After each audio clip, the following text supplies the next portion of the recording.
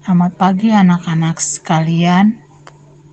Jumpa lagi kita di hari ini dalam pembelajaran kita tema 2 persatuan dalam perbedaan dan subtema yang pertama yaitu rukun dalam perbedaan.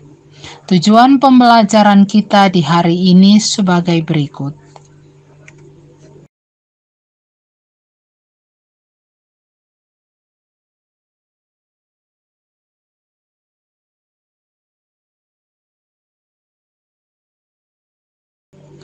Nah, anak-anak sekalian, pada pembelajaran yang lalu kita telah berbicara tentang adaptasi tumbuhan. Adaptasi adalah penyesuaian makhluk hidup terhadap lingkungan di mana ia berada. Tujuan dari adaptasi yaitu 1. Untuk melindungi diri, yang kedua dapat bertahan hidup, yang ketiga untuk memperoleh makanan. Nah, anak-anak sekalian, adaptasi tumbuhan ada 3, yaitu adaptasi bentuk tubuh tumbuhan terhadap lingkungan. Seperti kaktus dan buah naga, yang mana dia memiliki daun berbentuk duri untuk mengurangi penguapan. Akarnya panjang untuk dapat mengambil air dari dalam.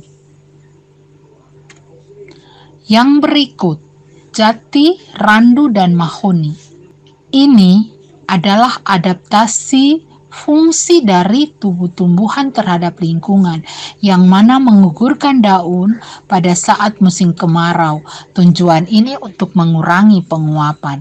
Jadi, fungsi dari bagian tubuh artinya dia menggugurkan daunnya, dia punya bagian tubuh, dia menggugurkan, dia punya bagian tubuhnya yaitu daun pada saat musim kemarau.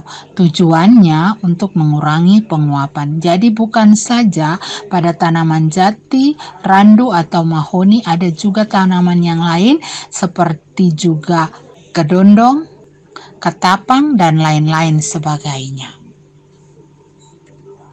Yang berikut, adaptasi tingkah laku tumbuhan terhadap lingkungan. Di antaranya di sini adalah putri malu. Putri malu menutupkan daunnya ketika disentuh untuk melindungi diri dari predator. Yang berikut, kita lihat kita telah membahas tentang tujuan dari adaptasi tumbuhan. Yang pertama itu dia berbicara tentang melindungi diri. Nah, berbicara tentang tumbuhan melindungi diri, ada cara-cara yang digunakan di antaranya. 1. Tumbuhan itu memiliki duri. Jenis tumbuhan yang memiliki duri itu pada umumnya di batang atau buah. Untuk melindungi dirinya di antara lain adalah durian, salak, mawar, dan lain-lain sebagainya. Yang berikut, memiliki rambut halus. Jenis tumbuhan yang memiliki rambut halus atau gelugut berfungsi untuk menimbulkan rasa gatal saat disentuh oleh pemangsa. Di antaranya bambu, jagung, daun tebu, daun terung. Yang berikut adalah memiliki daun yang tajam. Jenis tumbuhan yang melindungi diri dengan cara memiliki daun yang tajam itu adalah nanas. Yang berikut, menghasilkan getah. Tumbuhan yang melindungi diri dengan menghasilkan getah itu antara lain sawo, karet, dan pepaya. Kita lihat bahwa tumbuhan yang menghasilkan getah apabila tergores, maka getah itu akan menempel pada tubuh pemangsa sehingga pemangsa itu sulit untuk bergerak. Jadi, selain tanaman yang ada di sini, ada juga tanaman yang lain, di antaranya nangka, kemudian mangga, dan lain sebagainya. Yang berikut, menghasilkan racun. Jenis tumbuhan yang melindungi diri dengan menghasilkan racun diantaranya buah jarak dan kecubung. Nah, anak-anak sekalian, Yang berikut adalah adaptasi tumbuhan untuk mencari makan. Tujuannya itu. Yang pertama adalah kantong semar. Kantong semar membentuk perangkap berupa cairan nektar yang terletak pada bibir kantong. Kantong semar beradaptasi untuk memperoleh makanan. Begitu juga Rafflesia arnoldi mengeluarkan bau busuk untuk menarik serangga agar datang mendatanginya dan dijadikan sebagai makanan. Yang berikut adalah pohon beringin. Pohon beringin memiliki akar gantung yang berfungsi untuk menyerap air dan dari udara. Nah, anak-anak sekalian, kita juga akan membahas tentang adaptasi tumbuhan untuk bertahan hidup. Kita lihat yang lalu kita sudah membahas tentang adaptasi tumbuhan terhadap kondisi lingkungan. Dengan demikian kita lihat bahwa dia akan beradaptasi dengan kondisi lingkungannya, otomatis dia akan bertahan hidup di tempat di mana dia berada. Jadi kita lihat bahwa kita sudah berbicara tentang lingkungan segrofit atau lingkungan kering, di mana ciri-ciri dari tumbuhan segrofit tersebut adalah satu, permukaannya dilapisi lilin. Lapisan ini berguna untuk mengurangi penguapan. Yang berikut, ukuran daunnya kecil dan biasanya berduri untuk mengurangi penguapan. Yang ketiga, tumbuhan ini punya akar yang panjang, gunanya untuk mencari air sampai ke dalam. Yang keempat, batangnya tebal yang berguna untuk menyimpan cadangan air. Yang berikut adalah tumbuhan hidrofit atau tumbuhan yang hidup di tempat air. Ciri-ciri dari tumbuhan hidrofit itu adalah terapung di atas air. Yang berikut mempunyai permukaan daun yang lebar. Yang ketiga, batangnya mengembung seperti berongga berisi udara sehingga bisa membuat mengapung di atas air seperti pelampung. Yang berikut, akarnya kecil sehingga air mudah menyerap ke seluruh daun. Ciri-ciri dari tumbuhan hidrofit. Tumbuhan hidrofit adalah tumbuhan yang hidup di daerah lembab. Ciri-cirinya berdaun tipis dan lebar, yang kemudian mempunyai banyak stomata dan bercelah-celah kecil pada daun. Yang berikut, tumbuhan helopit atau tumbuhan yang mempunyai kadar garam yang tinggi. Cirinya adalah punya akar yang sangat kuat, dan separuh badannya biasanya tergenang di air. Akarnya akan bertahan di bawah air dan ada tiang di permukaan air. Yang berikut, tumbuhan mesofit. Tumbuhan mesofit adalah tumbuhan yang hidup di tempat tidak kering juga tidak lembab. Jenis tumbuhan ini ada di sekitar kita. Ada yang tumbuhannya berbatang kayu dan juga dia berbatang semak. Contoh dari tumbuhan ini seperti rambutan, kemudian pepaya, pisang, mangga, dan lain-lain. Ciri dari tumbuhan mesofit adalah akarnya tumbuh pesat dan bercabang, kemudian daunnya biasanya tipis dan lebar. Yang ketiga, stomatanya bisa berada di bawah daun untuk menghindari penguapan yang berlebihan. Pada pembelajaran yang lalu, kita telah berbicara tentang bagaimana para pejuang kita memproklamasikan kemerdekaan Indonesia.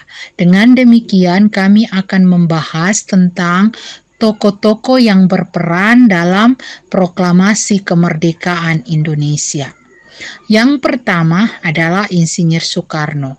Insinyur Soekarno merupakan salah satu orang yang berjasa dalam mendirikan negara Indonesia sebagai negara berdaulat. Bung Karno lahir di Blitar, Jawa Timur pada tanggal 6 Juni 1901 dan meninggal di Jakarta pada tanggal 21 Juni 1970.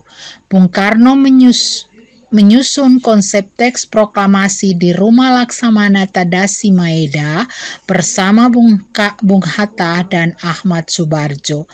Ia kemudian menandatangani teks proklamasi atas nama bangsa Indonesia bersama Bung Hatta. Bung Karno membaca teks proklamasi kemerdekaan Indonesia di kediamannya di Jalan Pegangsaan Timur nomor 56 Jakarta. Tokoh yang berikut adalah Dr. Andus Muhammad Hatta atau yang sering disebut dengan Bung Hatta.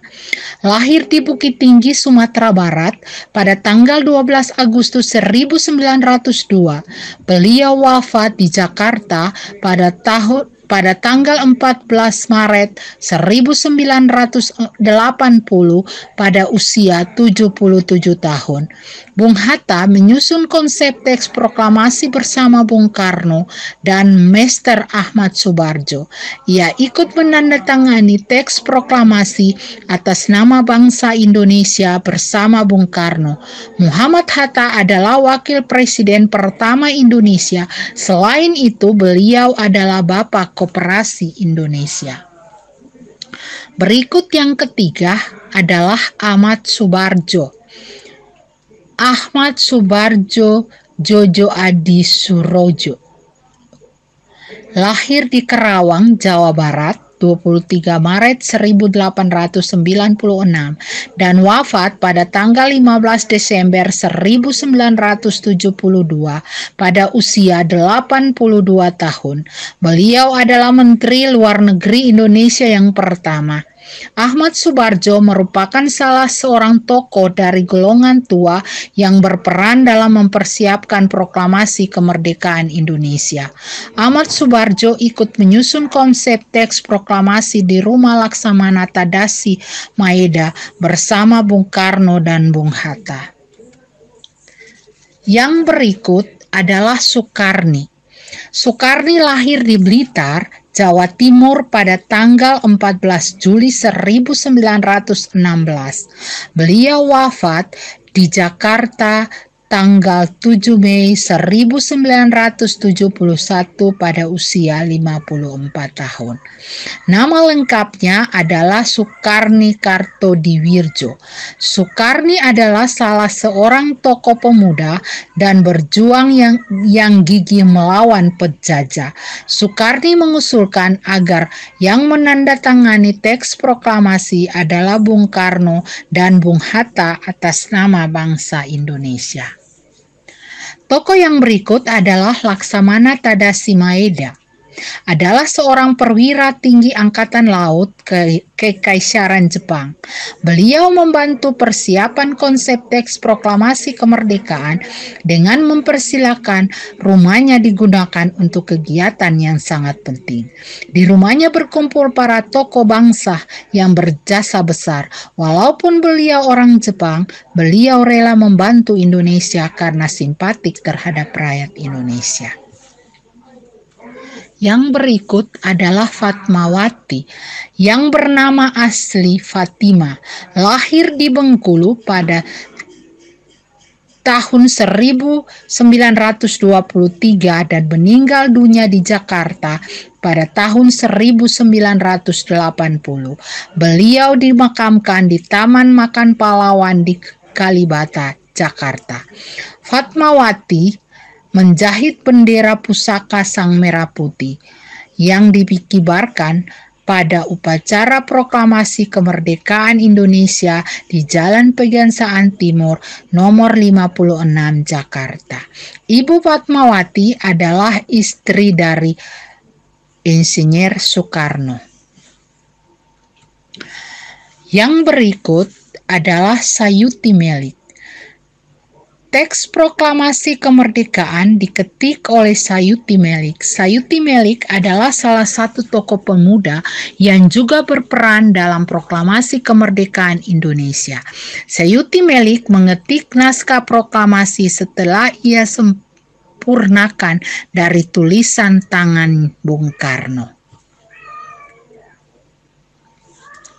Nah, anak-anak, demikianlah penjelasan Ibu tadi tentang adaptasi tumbuhan dan juga tentang tokoh-tokoh yang berperan di dalam memproklamasikan kemerdekaan Indonesia.